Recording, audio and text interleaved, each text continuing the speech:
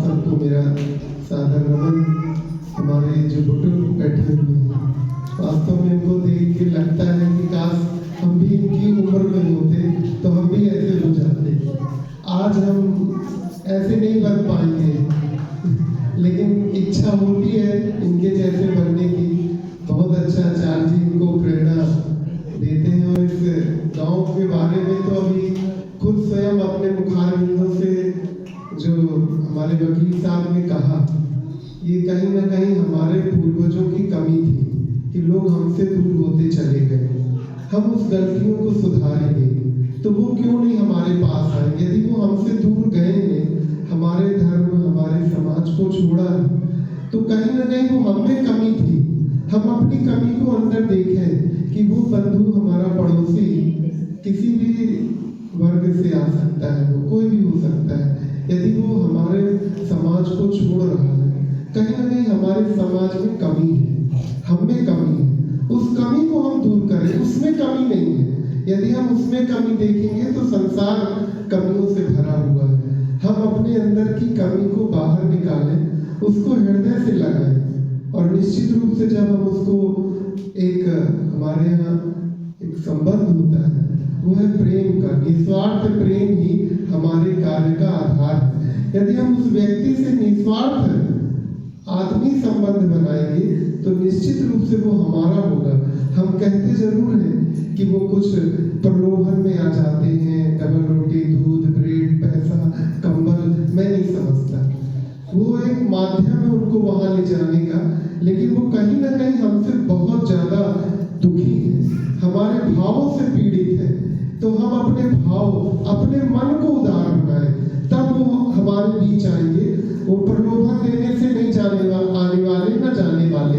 वो प्रलोभन के साथ उनको वहां आत्मीयता मिलती है, वो लोग गले लगा लेते हैं। हम लोग नीचे बैठा देते हैं, तुम दूर रहो, तुम्हारा पानी नहीं पीना, तुम्हारा खाना नहीं, तो हमारे घर में नहीं घुस सकते।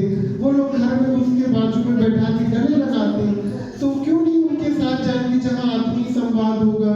तो वो क्यों नहीं हमारे उनके होंगे? हम उनसे कभी आत्मीय संवाद करते नहीं, कभी बैठ के साथ में यज्ञ करते नहीं, और कहते हैं वो हमारे हो जाए।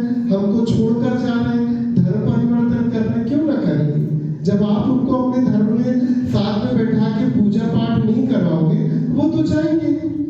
तो ये काम हमको करना है। जैसा कि यहाँ गुरुकुल का उद्देश्य भी यही है कि इनको हम कैसे इस माध्यम से जोड़े। जैसे कि यज्ञ हवन हो रहा है, वास्तव में यज्ञ का अपना एक अलग प्रभाव होता है। इधर से निकलने वाली ऊर्जा, मैं तो देख रहा हूँ अभी यहाँ आना मेरा व्यस्तता के कारण कम हो पाता है।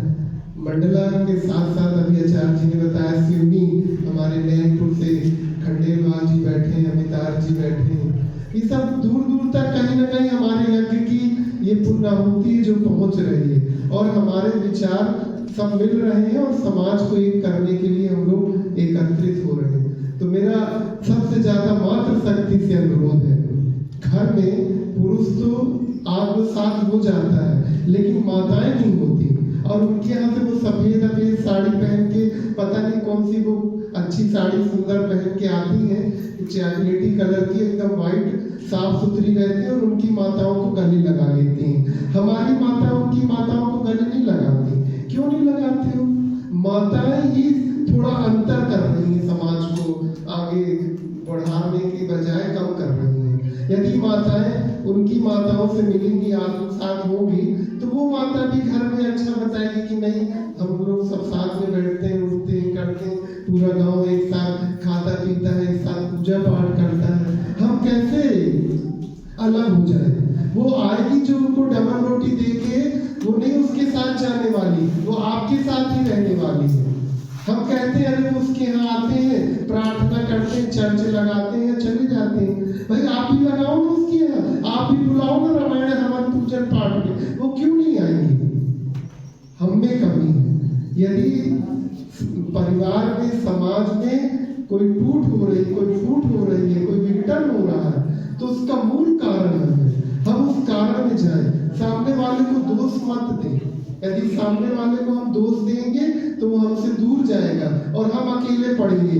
अभी अमित जी ने बहुत अच्छा, मुझे जब उनको मैं सुन रहा था तो मुझे सीधे विवेकानंद जी दिख रहे थे।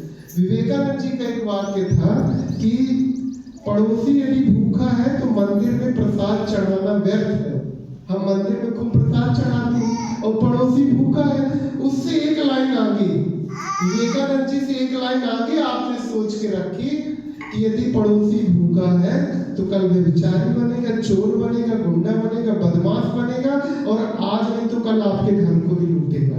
वही शब्द विवेकानंद जी ने कहा था, लेकिन उनको इतने आगे हमारा देश चला जाएगा ऐसा नहीं सोचा था। उन्होंने उस समय की तत्कालीन परिस्थितियों में कहा कि मंदिर में प्रसाद चढ़ाना व्यर्थ है यदि कोई पड़ोसी भूखा है। आप पहले भूखे को खाना खिलाओ, तब वो प्रसाद तो वही है, भगवान को रखोगे खुद खाओगे।